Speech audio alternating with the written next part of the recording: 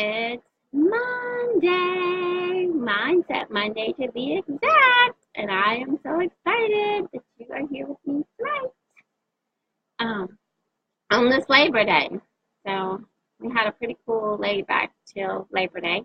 I started my morning off this morning actually out at McAllister Square, helping Bajia Edie and all of her amazing volunteers and people as we loaded up a truck for that's headed to Houston to help with the Harvey victims. And it was just so unreal. Like, I tell her all the time that she has such a powerful voice um, because she has the ability to make people move in the masses. And just to know that Greenville and surrounding areas filled an entire 18-wheeler to the max capacity today is just absolutely amazing. That speaks volumes about the people in this area. And as she always says, people are quick to say that people in Greenville don't support each other, but they definitely showed up and showed out today. Hey, Jean, how are you? Hey, Michelle. Hey, Zach. So tonight we are, oh, and let me back up and then say, and then after that, I actually spent the afternoon at the pool with my family and my kiddos. It was probably our last chance to hang out at the pool for the summer. It seems like the summer just flew by. So tell me what you guys did today for Labor Day. Did you cook out? Did you have to work? Was it just like a typical Monday? How was your Labor Day? As you saw tonight on the title, we have been talking for 10 weeks now about mindset, but as the statement goes, the head can't believe, it can only think. It's with the heart that the man believes. And so we are actually going to spend the next couple of weeks focusing on a heart reset. All right. So we've had a mindset and we have decided that we are moving in the direction of the thing it is we're asking for. We are reframing, we are pivoting, and we are persisting. And as much as I think that those are necessary tools for you to have in your box, the Bible actually says that out of the heart flows the issues of life. So above all else, we should be guarding it. So that's really where our real work lies, right? So you could be the person that understands mindset. You could be intentional and you could change your mindset. You could be the person who studies people that are successful and you can implement all their things and you could be successful in your business. But if your heart still has unresolved issues in it, then although you can be successful on the outside, you will still be that empty person when you go home at night. So it's not going to be enough for us to look the part on the outside and still be a hot mess on the inside. So having said that, tonight's topic, first up, is going to actually be dealing with resentment. So get ready, because this is not necessarily going to be easy, but it's going to be so worth it. Okay? So I have notes tonight to help me out. So for tonight's talk, we are going to define resentment as the mental of repetitively replaying a feeling and the events leading up to the feeling over and over again. So as a result of being angry at something or someone, you just get stuck on that, right? You feel like you've been hurt or you feel like you've not been treated fairly. So you stay stuck in replaying and reliving that over and over and over again. And what ends up happening is you build up resentment. So remember, tonight we are looking at a heart reset. We've already talked about a mindset shift. We've already talked about reframing. But now we need to look at and examine your heart. And tonight's topic is resentment. So Dr. Drew from Loveline was quoted to say that resentment is like swallowing poison and expecting the other person to die. I'm going to say that one again. Resentment is like swallowing poison and expecting the other person to die. So it's kind of funny because it's one of those things where it's like from a reframing standpoint, when you look at harboring resentment in your heart from that standpoint, that's ouch, right? You're swallowing poison but you're expecting the other person to die. So who's the poison really hurting when it's all said and done? It's not hurting the other person, it is hurting you. So if we are honest with ourselves, I'm pretty sure we could say that chances are at some point we've all harbored resentment in our hearts towards someone or something.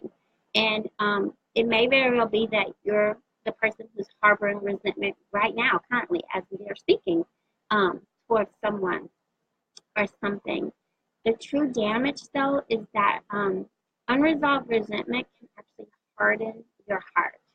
And remember that if the heart is where man believes, then once you damage your belief area, then that's going to have a negative impact on every single aspect of your life.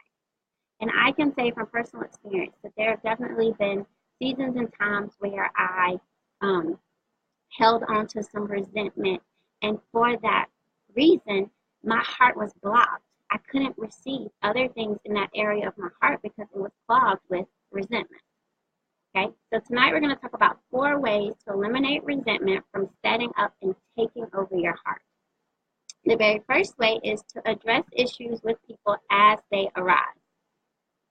So that's a tough one, I feel, because a lot of times you just want to hold on to something. And for whatever reason, we won't speak up when something truly bothers us, especially at work. You know, your boss does something, your coworker does something, and you're just kind of like, I'm going to keep my peace, I'm going to be quiet. Or in your relationship, your significant other does something that aggravates you, and you don't comment on it because you want to save face, or you don't want to fight, or you don't want there to be an argument. But in actuality, what ends up happening is you hold on to those things and you keep them inside of you, and your heart starts to build resentment up towards that person. And then you have an attitude with that person, or you're short with that person, or you are so mad all the time that internally, remember the poison is inside of you, you're affected by something that this person has gone on from. They don't even know or realize how you're feeling about it. So as it relates to having issues with people, here's the deal. If you do not feel like the issue is worth you speaking on it to that person, then you don't get to hold on to the issue either. Meaning, if it bothers you enough that you're holding on to it, then you need to be willing to talk to the person about it. But if you're not going to be willing to talk to the person about the issue, then you have to resolve to let the issue go. You cannot hold on to it. Okay? Number 2, second way that you can eliminate resentment setting in is to check your motives and your expectations. So if you have unrealistic expectations for a person or a situation, then when they're not met, you end up allowing resentment to build and towards that person or towards the situation when on all actuality, you're the person who set you up. Okay, so if we're going to be mindful of whether or not resentment is in our heart, we have to check our motives and we have to check our expectations. As it relates for motives, if you're the type of person that often finds yourself doing something for someone and secretively you're expecting them to then turn around and do something for you in exchange, then you, once again, are setting yourself up for resentment. So resentment comes if you have unrealistic expectations for someone in the first place and then they don't meet them.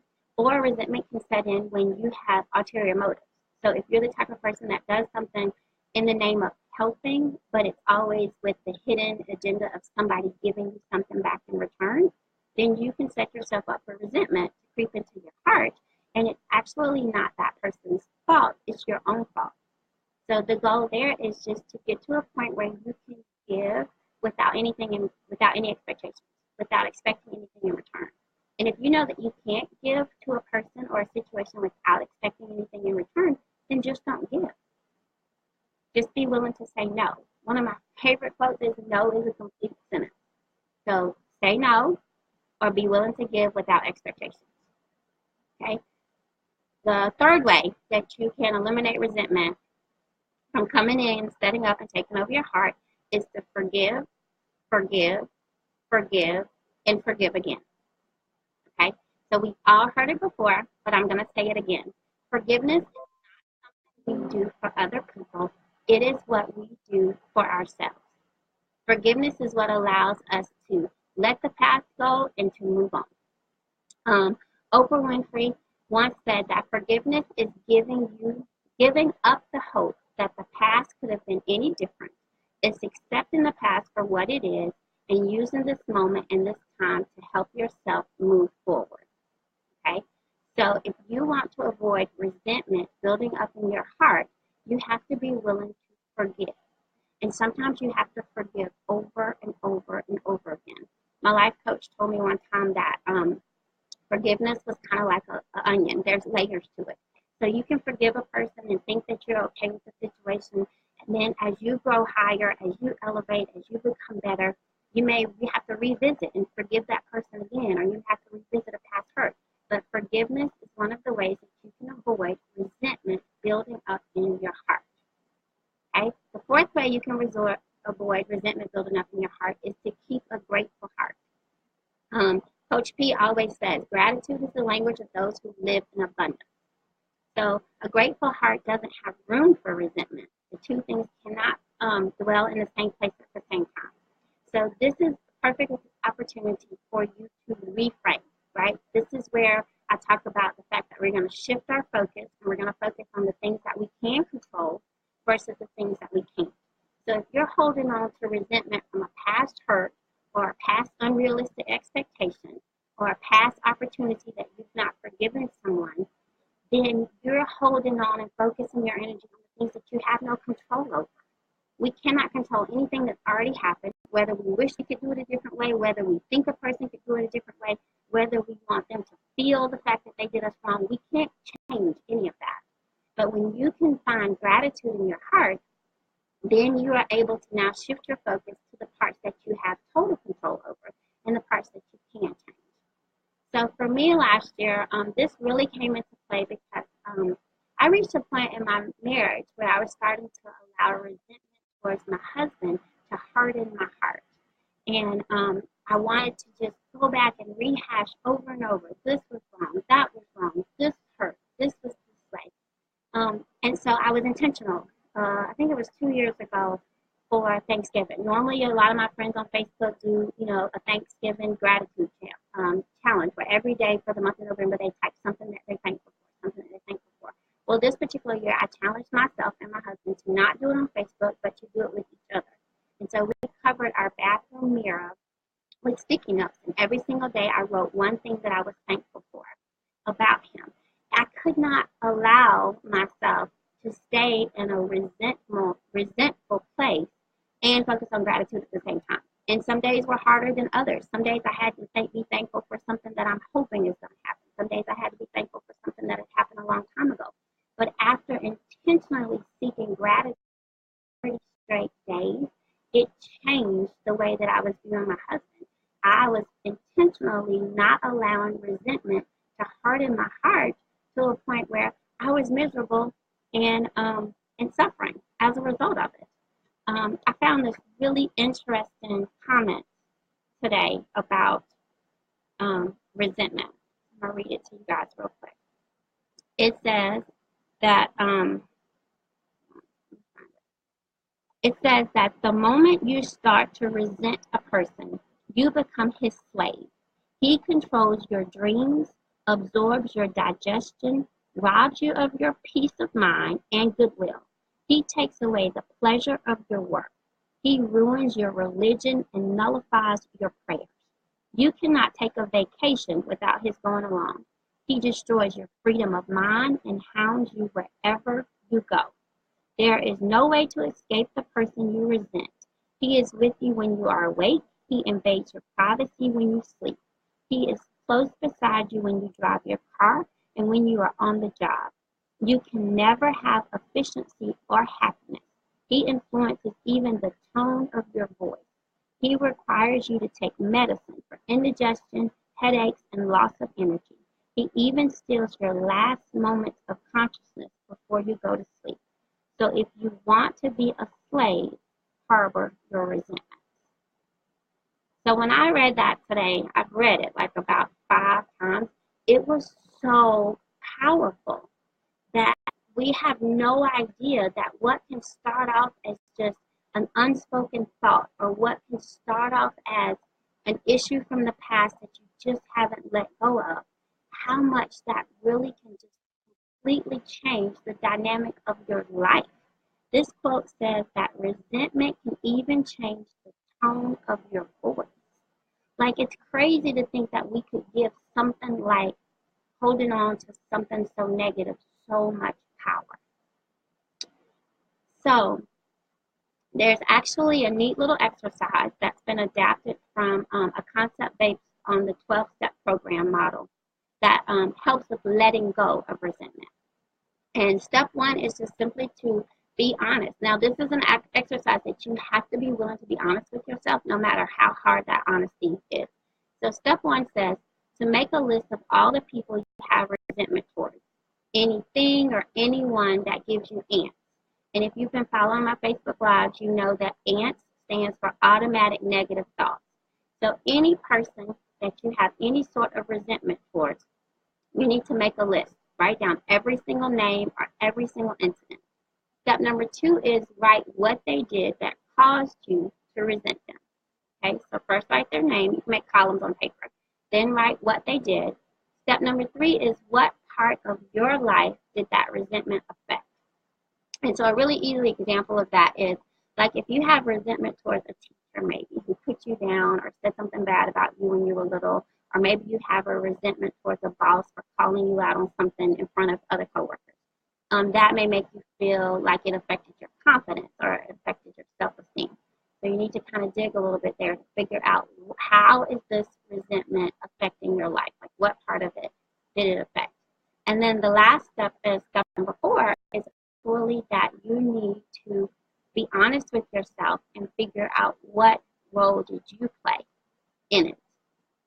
Okay? So remember, we said before that sometimes you can avoid resentment settling in if you address the issue with the person as it arises. So the 4th step to getting rid of resentment in your heart is lastly just figuring out what role did you play in this. And occasionally there's going to be situations where maybe you don't feel like you played a role in it, but I want to challenge you to dig just a little bit deeper when that happens. Okay? So remember, we were talking tonight about the fact that out of the heart flows the issues of life. And you can have it all together on the outside, and you can have the right mindset, and you can be saying the right things, and you can be going through the motions. You can study successful people and know that all it takes is this, this, and this. But at the end of the day, if you have issues that are unresolved in your heart, you're still going to be empty when it's all said and done. So we're talking about heart set. The entire month of September, we are looking at heart reset. So tonight's talk was about resentment. And you know, I always like to leave you with a quote. So I'm actually going to go back to the quote that I started with, which simply says that living with resentment is like taking poison and expecting the other person to get sick. Ultimately, resentment hurts you far more than it hurts that person or the situation. You're the person that's stuck dealing with the resentment. You're the person that's stuck with all of the issues that come along with a hardened heart. So I challenge you to take a look at your heart. Do a heart exam and figure out, is there some resentment? And I'm going to leave you with another way to look at this also before we go tonight. And that is just simply a transparency moment. So when I examined my own heart when it came to resentment, and I got ready to make my list of people, the truth is that I actually had resentment towards me. And that's a hard thing to realize, but it's so beneficial when you can. So when you're making your list and when you're thinking about your heart, I want you to ask yourself, do you have any resentment towards you? And for me, I had resentment towards me because I hadn't forgiven me for some things that I had done. And I also had resentment towards me because I had unrealistic expectations for me. So just like I was telling you before, that resentment can arise when you have unrealistic expectations for someone else. You can have unrealistic expectations for yourself. And if you continue to just beat yourself up about these unrealistic expectations, you can just form resentment towards yourself. And that's such a disservice to you. Resentment doesn't get you anywhere. It doesn't help you feel any better about anything in life. It's actually wasted energy. So my challenge to you this week is to examine your heart. And if you find that there's resentment there, then know that you can control and you have a choice. happens to the best of us, and we all get stuck. But we have a choice as to whether or not we stay stuck. So this has been Mindset Monday, first one in September. Hope to see you guys next week. And don't forget, if anything resonated with you tonight, if any nugget made you say, share this video, because you never know who else needs this heart reset for the month. So look forward to seeing you next Monday. And type comments below, inbox me if you're not the person that likes to leave comments. I always go back and read all the comments and try to respond to each one. Hope that you guys have an amazing week, and I hope that you are intentional to do your heart check this week. Have a good night.